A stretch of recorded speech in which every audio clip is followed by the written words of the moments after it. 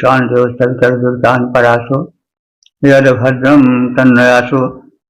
ओम भद्रम कर्णेभिः शृणुयाम देवा भद्रम पश्येमाक्षभिर्यजत्राः स्थिरैरङ्गैस्तुष्मांसस्तनूभिर्विषेमहि देवहितं वेदायुः। ओम वेद प्रेमियों सुधी श्रोताओं संप्रति हम सब वेद के दशम मंडल के 17वें सूक्त की व्याख्या में प्रवेश करने जा रहे हैं। इस सूक्त में 14 मंत्र हैं। मंत्र दशा देवस्वायामायन, छंद त्रिष्टुप, देवता शरणु। शीर्षक इस मंत्र का है शरणु का विवाह। तो यह इस सूक्त का प्रथम मंत्र है, इसमें शरणु के विवाह की चर्चा है। अब संबंधित मंत्र का सर्वप्रथम सत्वर पाठ हो जाए। त्वष्टादुहित्रे महतं कृणोति देदं विश्वं भवनं समेति यमस्य माता परजह्यमाना बहो जाजा विवस्वतो ननाशा। इस प्रथम मंत्र में सूर्य से यम की माता शरणु के विवाह की चर्चा है और विवाह होने के साथ ही साथ शरणु के अंतर्धान अथवा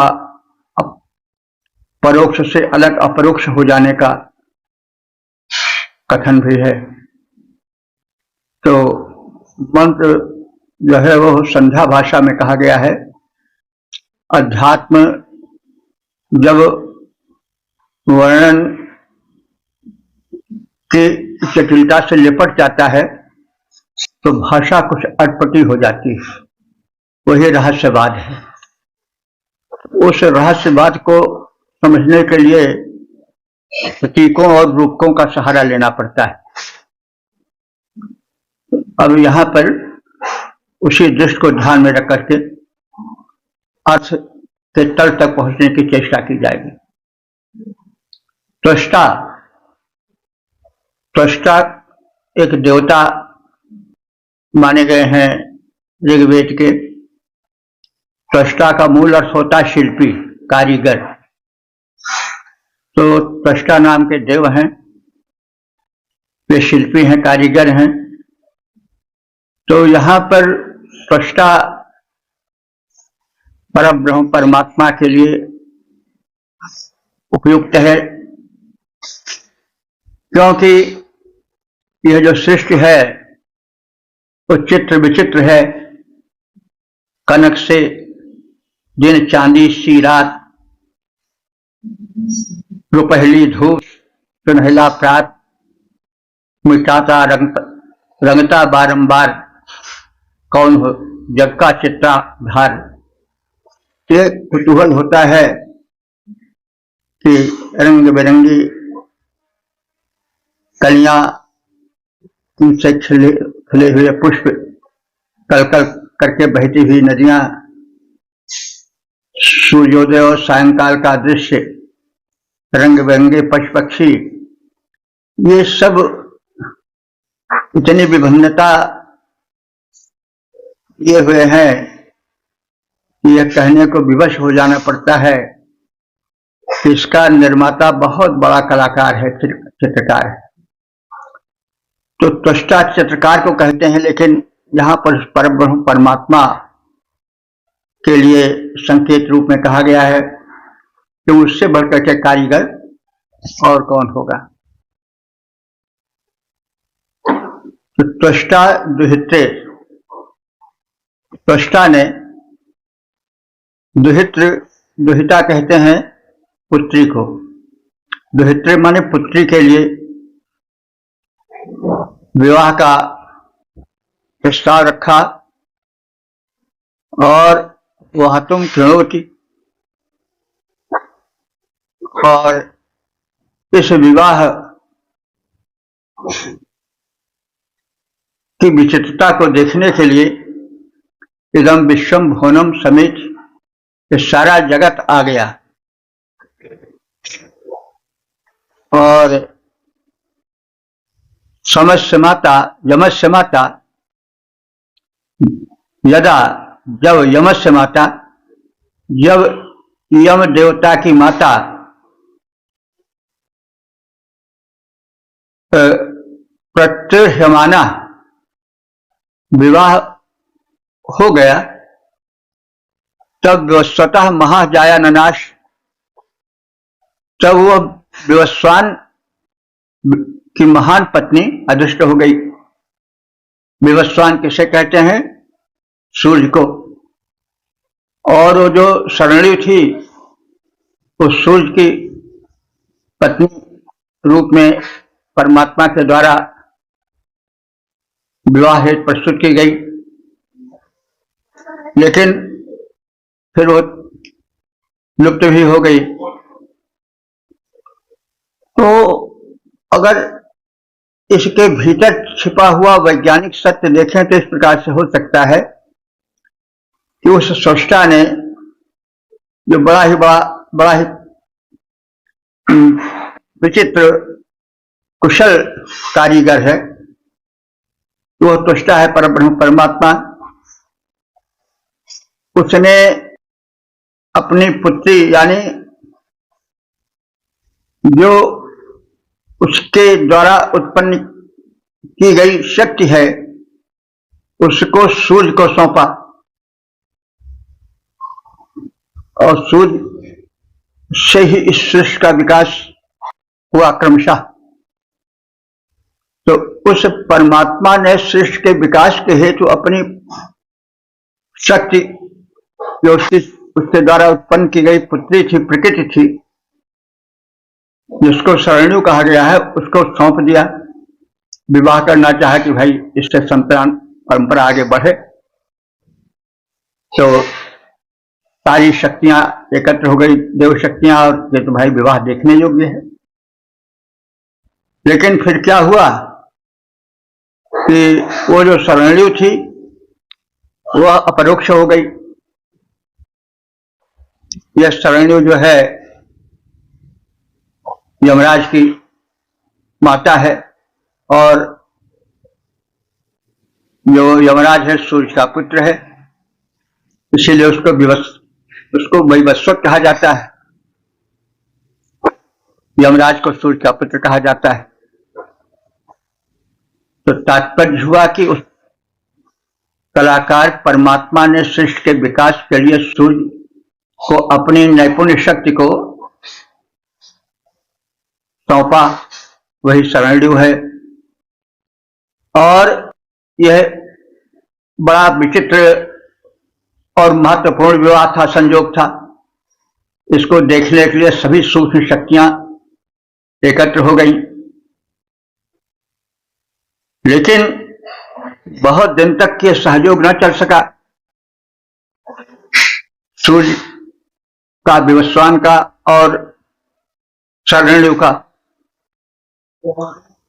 तो जो यम थे वो तो गर्भ में रह गए, जिन्हें वैवस्वत कहा जाता है, सूर्य का पुत्र कहा जाता है। लेकिन वो जो शरण्यु थी वो गायब हो गई, अप्रत्यक्ष हो गई। तो अब इस तथ्य को और आगे दूसरे मंत्र में स्पष्ट किया जाएगा। तो यानी त्वष्टा ने, देव विशेष ने अथवा सृष्टा ने अपनी कन्या शरण्यु का विवाह करने वाले हैं। इस उपलक्ष्य में सारा संसार आ गया, सारी देव शक्तियां एकत्र हो गईं, सूक्ष्म शक्तियां आ गईं। जब यम की माता शरण्यु का विवाह हुआ, उस समय महान विवस्वान यानी सूर्य की जो स्त्री बन गई थी, जो शरण्यु थी, वो अदृष्ट हो गई, गायब हो गई, अपरोक्ष हो गई। त्वष्टा ने जो कन्या शरण्यु का करने लगे विवाह, जहां त्वष्टा निज कन्या शरणु का करने लगे विवाह, जहां उस उपलक्ष्य में जगत सकल हो गया उपस्थित, तभी वहां यम की माता शरणु का हुआ विवाह, जभी विवस्वान की स्त्री भी है हुई अदृश्य तभी। ओ 10-17 देवता शरणु और शीर्षक है अश्विनी कुमारों का जन्म। अब संबंधित मंत्र का सर्वप्रथम सत्तर पाठ हो जाए।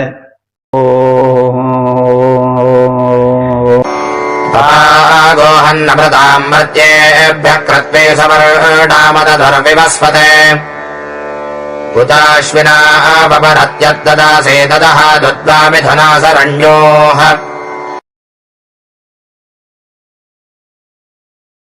दूसरे मंत्र में यह कथित है कि शरणु को छिपा दिया दिव्य शक्तियों ने और उसी के समान आकृति एक स्त्री बनाकर प्रस्तुत किया और सूर्य को विवस्वान को उसे उसे सौंप दिया। तो उससे जो उत्पत्ति हुई वह अश्विनी कुमारों की उत्पत्ति हुई। तो अश्विनी कुमार प्रकृति में व्याप्त आरोग्य शक्ति के प्रदायक हैं। इनके विषय में बहुत कुछ कहा जा चुका है पिछले सूक्तों में। तो ऐसा कहने की क्यों आवश्यकता हुई, क्यों छिपा दिया गया शरणु को और सूर्य को सौंपा गया उसी की तरह दूसरी गाया को, दूसरी पत्नी को। तो उसके पीछे यही समझ पड़ता है कि प्रथम यम को नहीं आना चाहिए, सक्रिय होना चाहिए। यम की उत्पत्ति शरणु से हुई, तो पहले यम को नहीं होना चाहिए। पहले सृष्टि में जो जीवनी शक्ति है जिससे प्राणी इस सृष्टि प्रक्रिया को बढ़ा सकें, जन्म परंपरा को आगे विकसित कर सकें, तो फिर यमराज का क्रम आता है। पहले दंड देने वाला या अच्छा या बुरा लोक देने वाला, भिन्न भिन्न योनियों में अच्छी बुरी डालने वाला पहले नहीं आना चाहिए।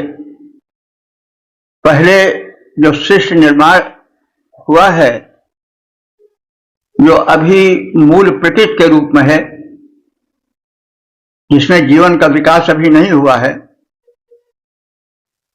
उसमें आरोग्य शक्ति का होना परम आवश्यक है। क्योंकि आरोग्य शक्ति नहीं आएगी तो फिर सृष्टि नहीं चलेगी।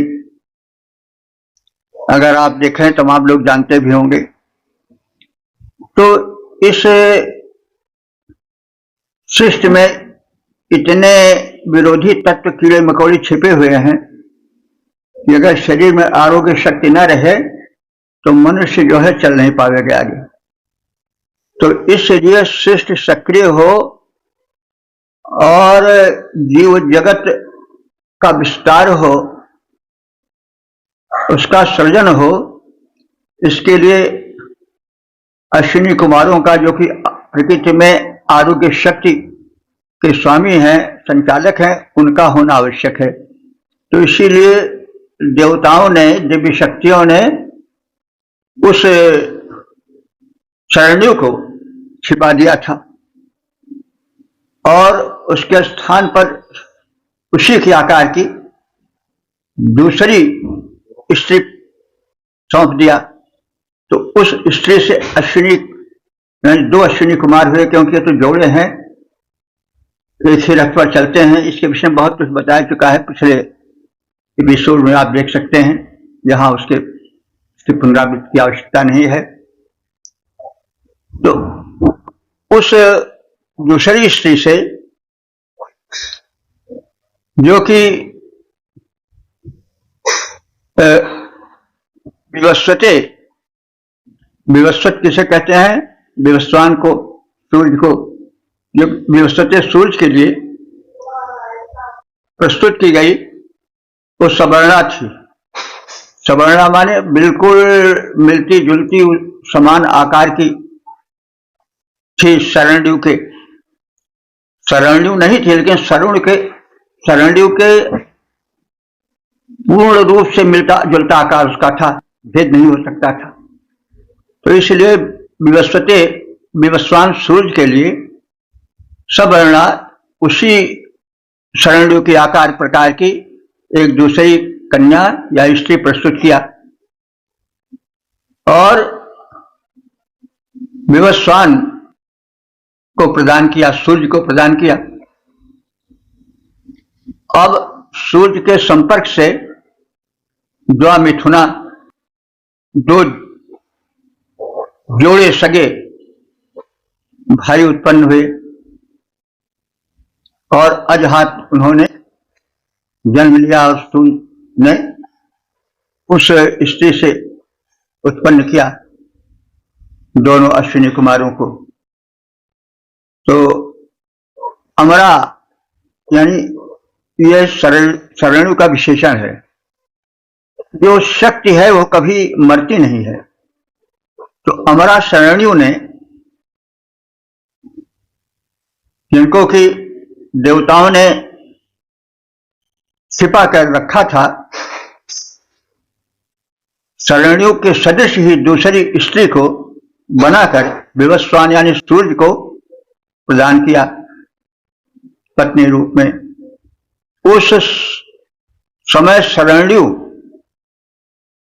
वहां पर भी सक्रिय हुई और उसने अश्विनी कुमारों को गर्भ में धारण किया, जिससे ये दोनों जुड़वे अश्विनी कुमार उस शरण्यु के संतति रूप में पैदा हुए।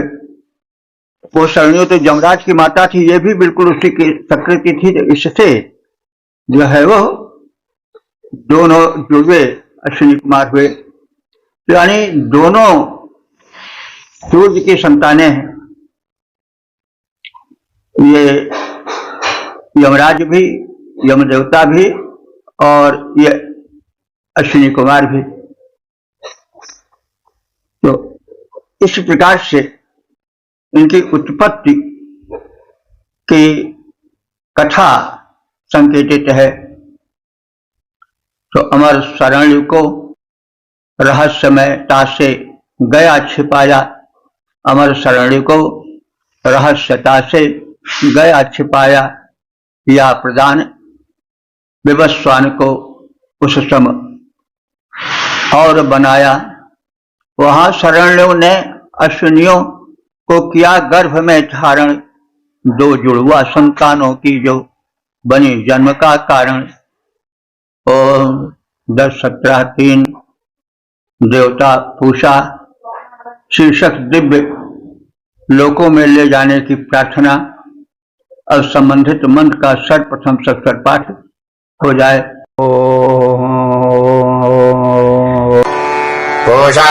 पूषात्मेतश्चावजतु प्रवित्वाननष्टपशर्भवनस्य गोपाः सत्त्वैतेभ्यः परिददत् पितृभ्योऽग्निर्देवेभ्यः सुविधत्रिजेभ्यः।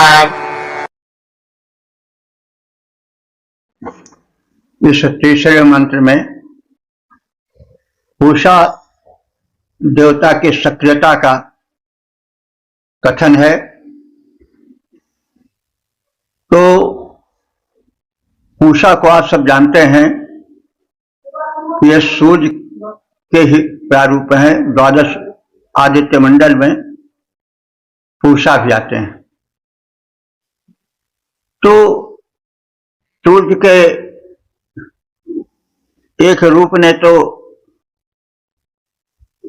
जो है वो यम को और भी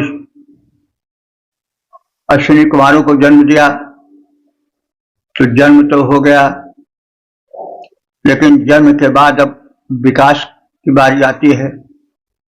तो उस विकास परंपरा में अग्री हुई पूषा देवता।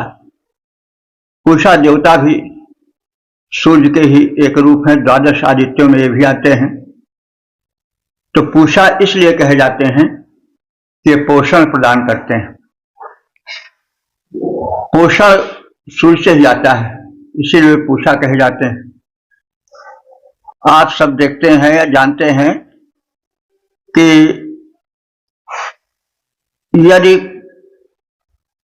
कोई पौधा छोटा बड़े वृक्ष की छाया में ढक जाता है तो उसमें सूर्य की किरणें नहीं आ पाती, तो उसका विकास रुक जाता है। तो पोषण सूर्य से मिलता है, विकास सूर्य से होता है, ऊर्जा सूर्य से आती है। तो जो ऊर्जा का यह गुण है, विकास का यह गुण है, पोषण का यह गुण है, वो सूर्य का ही गुण है, और सूर्य के इस प्रारूप को पूषा कहा जाता है। तो श्रेष्ठ को विकास देने वाले दो देव तो उत्पन्न हो गए। अब आवश्यकता थी विकास की, तो सब सूर्य की ही महिमा है। तो सूर्य के एक रूप पूषा है, पोषण देने वाले हैं। तो उन्होंने अब पोषण का कार्य प्रारंभ किया, और विद्वान माने ज्ञानी, वे पूषा देवता ज्ञानी हैं।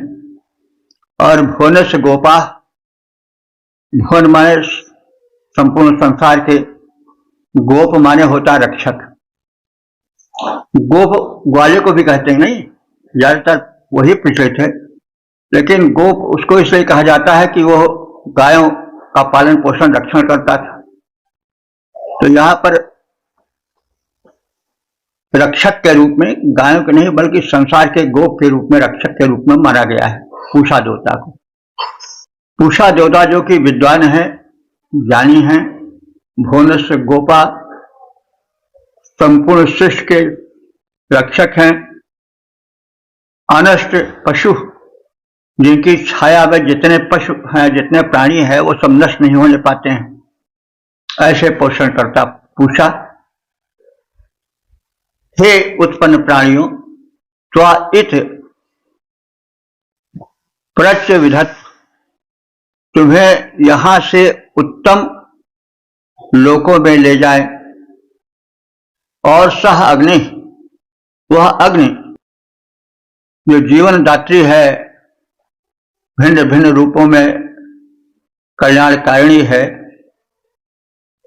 वह तुझे एतेभ्यः पितृभ्यः शुभदत्तृभ्यः देवेभ्यः परिददत। तो अग्नि भी एक सूर्य ही का रूप है। तो जब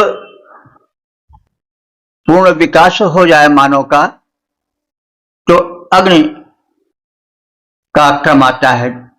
जैसे पहले उत्पत्ति हुई, उत्पत्ति के बाद सूर्य का जो एक पूषा रूप है, पोषण का रूप है, उसने क्रियाशील किया, मनुष्य को पुष्ट बनाया। उसके बाद अब क्या है, मनुष्य की शुभगति हो, तो शुभगति के लिए किसकी आवश्यकता होती? अग्नि की।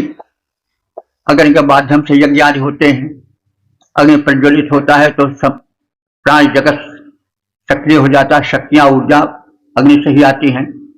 तो अब अग्नि की बारी है। हे प्राणियों, हे मनुष्यों, तुम्हें यहां से अग्निदेव उत्तम लोकों में ले जाएं, तुम यज्ञ हवन आदि शुभ कर्म करो और उत्तम लोक पाओ। तो यह अग्नि तुम्हें देवेभ्यः परिददत, तुम्हें दिव्य धन सुख आदि दे, और देवेभ्यः देवों को तुम्हारे द्वारा दिया गया हव्यान आदि पहुंचावे। जो पुण्य हुआ उसके फलस्वरूप तुम्हें दिव्यलोक मिले और तुम इन पितरों के पास जाओ जो कि अपने शुभ कर्मों से उच्च कोटि के पितर बनकर पितरलोक में यानी जहां पर यम का शासन है वहां हैं, तुम भी वहां जाओ। यानी ये एक प्रकार से विकास का क्रम है कि मनुष्य पहले उत्पन्न हुआ, उसके बाद फिर उसको पोषण मिला, फिर उसके बाद उसमें चेतना आई, फिर उसके बाद उसे दिव्य शक्तियां कर्मानुसार दिव्य लोकों में ले गई और पितरों के पास उन्हें उपस्थित किया। तो ज्ञानी संसार के रक्षक और पशुधन से संपन्न पूषा तुम्हें यहां से उत्तम लोकों में ले जाएं। वह अग्नि तुम्हें धन सुखादि के दायक देवों और पितरों के पास ले जाए। तुम शुभ यज्ञ कर्म करो और पुण्य स्वरूप दिव्य जीवन पाओ। ज्ञानी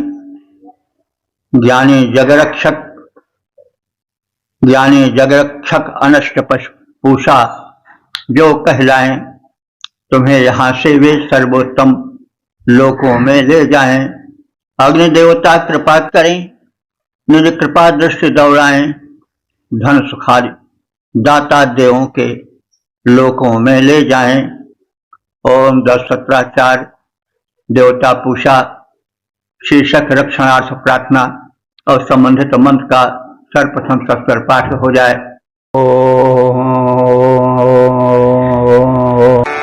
आयुर्विश्वाजुः परिपासति त्वा पोषात्वा पादप्रपदे पुरस्तात् यत्रासदे सुकृतो यत्र ते जजुस्तत्र त्वा देवः सविता दधातु।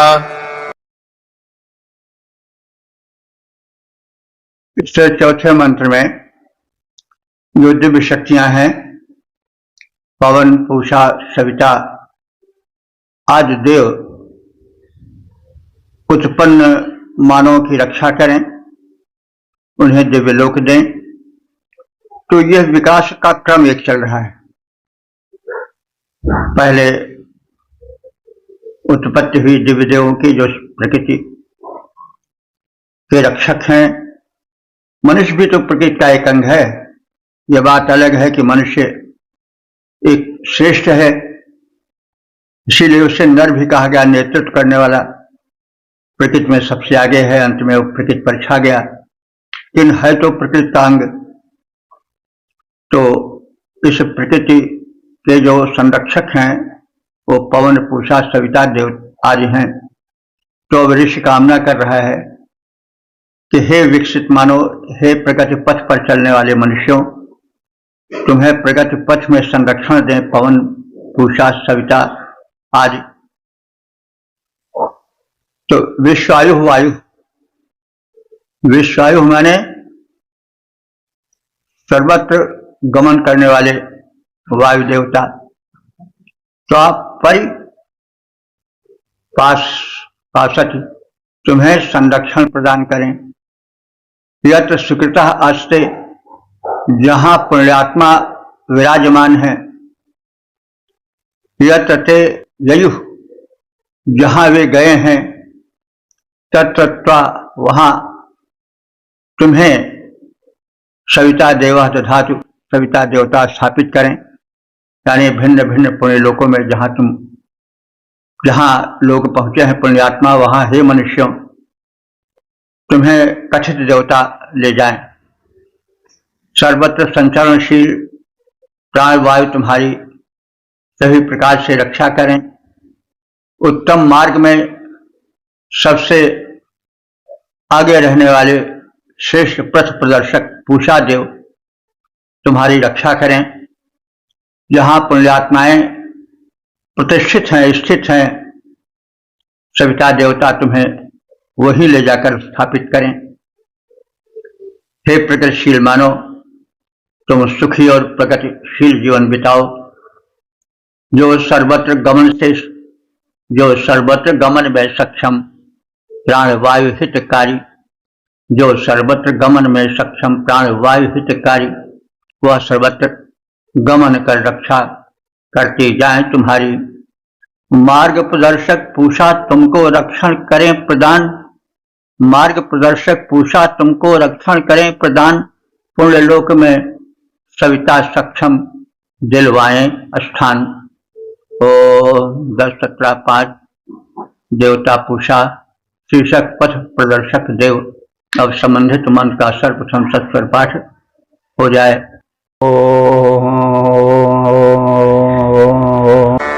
ओषेमा आशा अनुवेद सर्वास्व अस्मां अभयदमेन नेषद स्वस्तिदा आघृतिः सर्ववीरो प्रयुच्छन् पुर एतु प्रजानन्।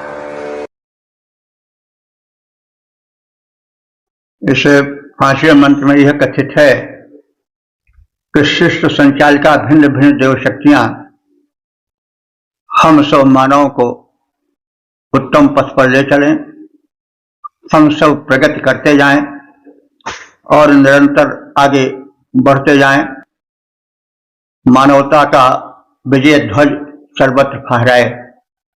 पूछा हे पोषण प्रदान करने वाले देवता अथवा परमेश्वर, इमा सर्वा आशा, इमा माने इन, सर्वा माने सभी, आशा माने दिशाओं को अनुवेद तुम सब जानते हो, तुम्हें ज्ञान है कि कौन दिशा कौन मार्ग हम सबका कल्याण कर सकता है, तो तुम जानते हो तो हमें उसी दिशा से उसी मार्ग से ले चलो। सह आसमान वह हम सबको उभय तमेन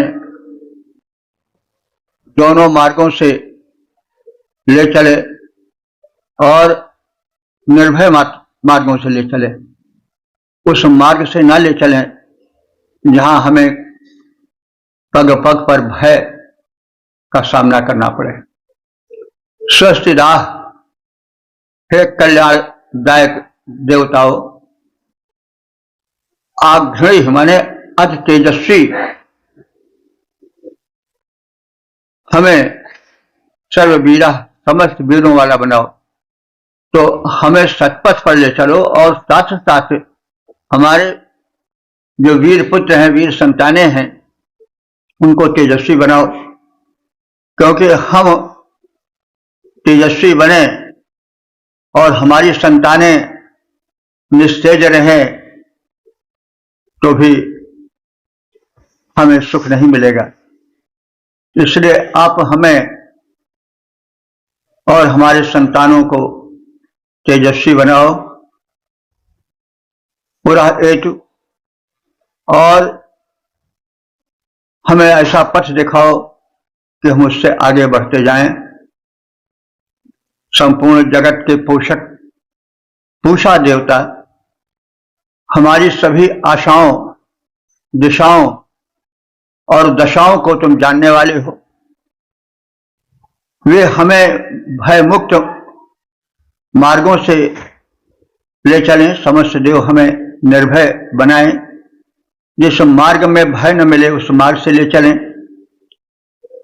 कल्याणदायक अति तेजस्वी सर्वशक्तिमान सर्वज्ञ देव निरंतर पथ प्रदर्शन करते हुए हमारे आगे आगे चलें, हमारा पथ प्रदर्शन करें, हमें सन्मार्ग से लेकर उच्च लक्ष्य तक पहुंचावें। सारे जग के पोषण करता पूषा देव महान, सारे जग के रक्षण करता पूषा देव महान, सभी दिशाओं और दशाओं का है तुमको ज्ञान। मंगलदायक अति तेजस्वी कृपा दिखाते जाएं, भय विमुक्त मार्गों से हम सब आगे बढ़ते जाएं। ओम 10-17-6 देवता पूषा शीर्षक पूषा देव का सुशोभन स्थान। अब संबंधित मंत्र का सर्वप्रथम तत्पर पाठ हो जाए।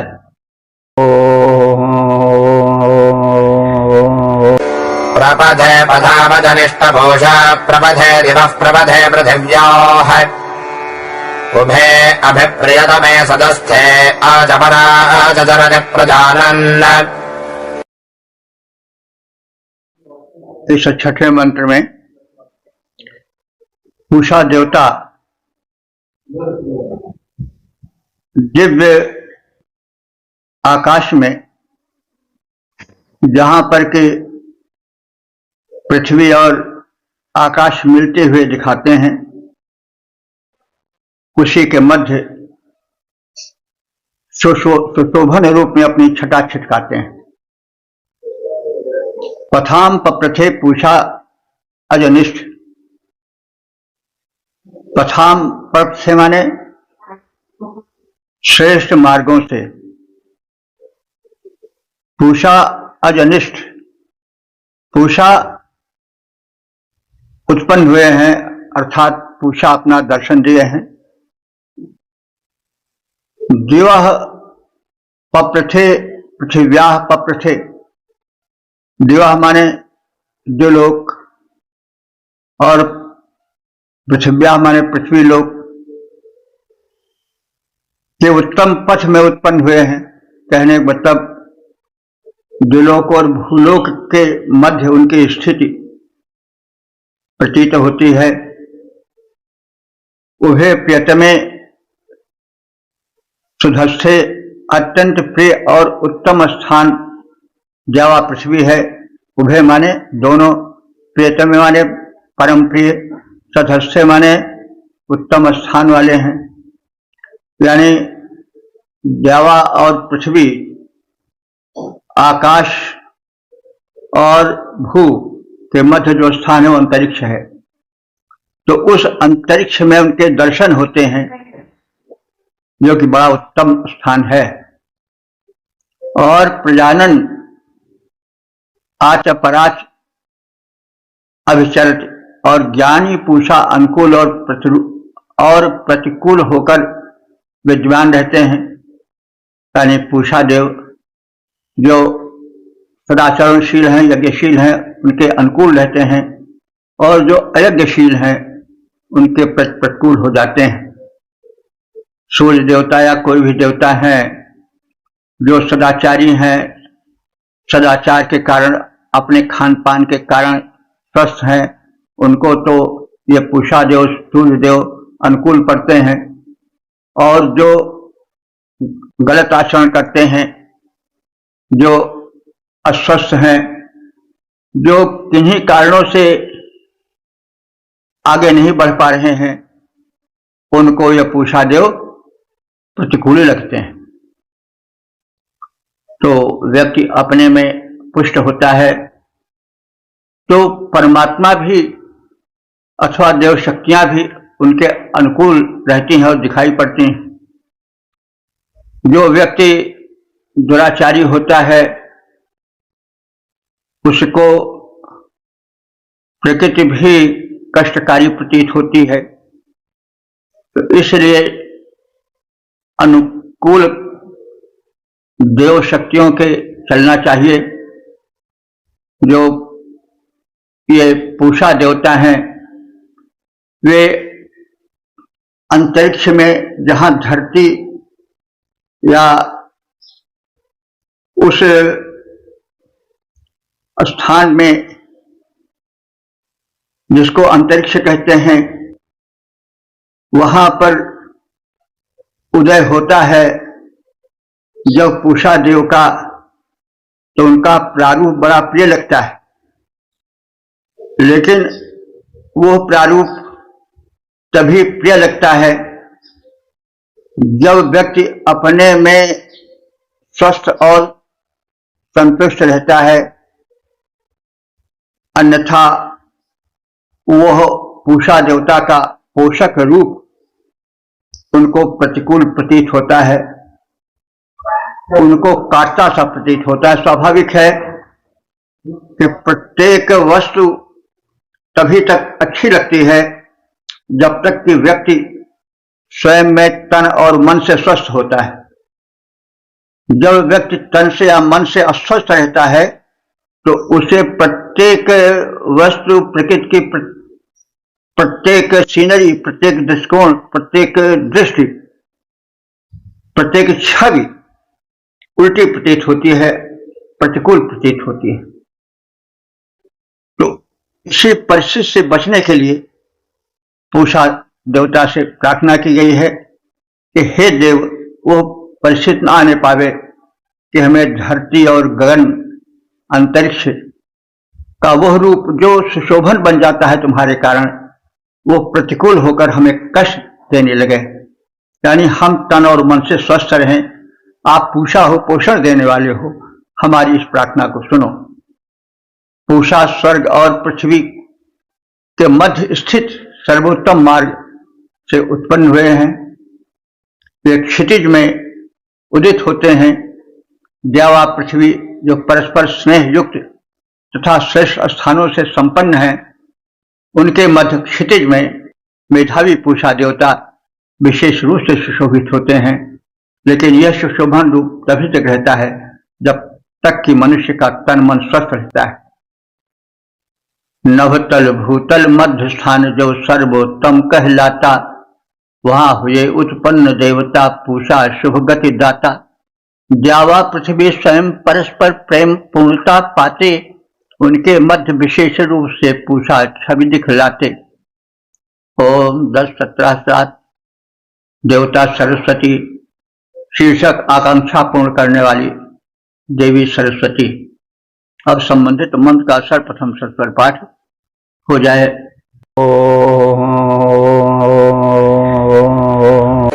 सरस्वतीन्दे भजन्तो हवन्ते सरस्वती मध्वरे दाजमाने सरस्वतीं सुहृतो आह्वयन्त सरस्वती दाशुषे पार्यन्तात्। इस 7वें मंत्र में सरस्वती देवी जो बुद्ध की अधिष्ठात्री हैं, उनसे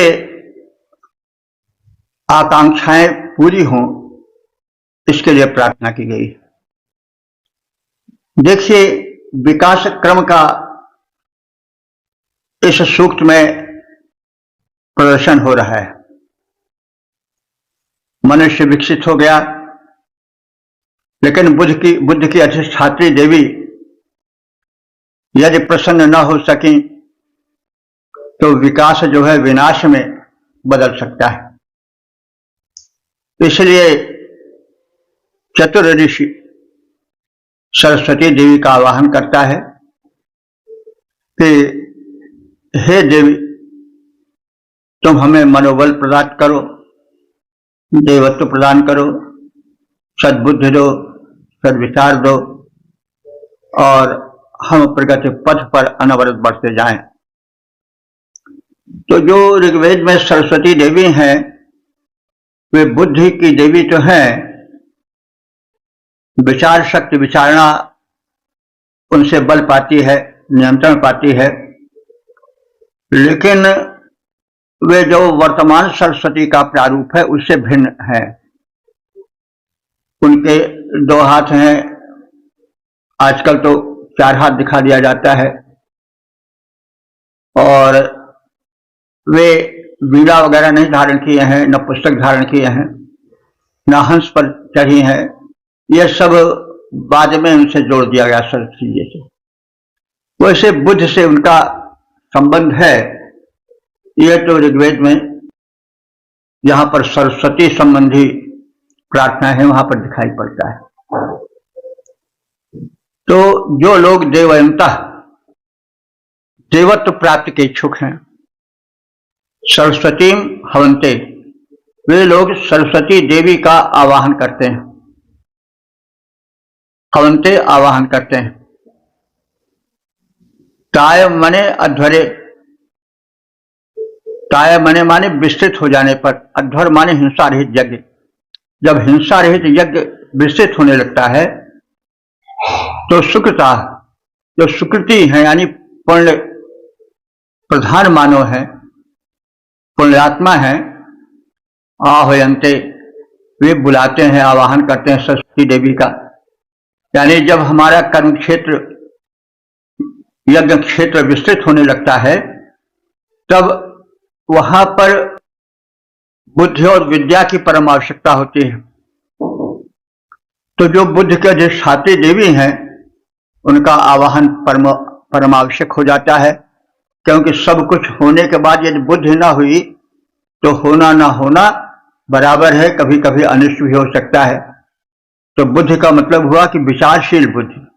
बुद्धि तो कई प्रकार की होती नहीं, बुद्धि तो जेब कतरों में बड़ी तगड़ी होती है, ऐसा उड़ा देते हैं पता नहीं चलता। तो भाई बुद्धि का मतलब हुआ सात्विक बुद्धि, क्योंकि उससे सुख शांति मिलती है, आलस्य आदि दुर्गुण दूर हो जाते हैं, दुर्भावनाएं दूर हो जाती हैं, हमें चतुरता आती है, चालाकी नहीं। तो चतुरता गुण है लेकिन चालाकी दुर्गुण है। तो इस प्रकार से जीवन के सुखी और संपूर्ण होने के लिए जो यज्ञशील मानव है, कर्मशील मानव है, वे सरस्वती देवी का आवाहन करते हैं। दास से वार्यम दात, और सरस्वती देवी भी उदार हैं।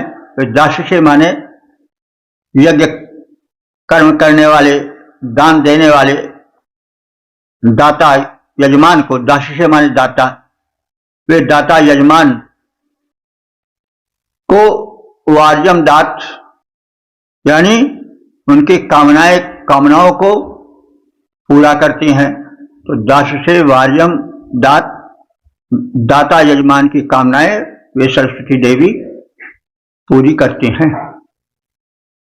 तो जो देवों के या देवत्व के इच्छुक हैं कि वे मानव से देवत्व प्राप्त करें, वे सरस्वती देवी के शरण में जाएं, उनका आवाहन करें और यज्ञ के विस्तार में सरस्वती देवी की अस्थित करें कि उनका शुभ कर्म आगे और प्रशस्त होता जाए।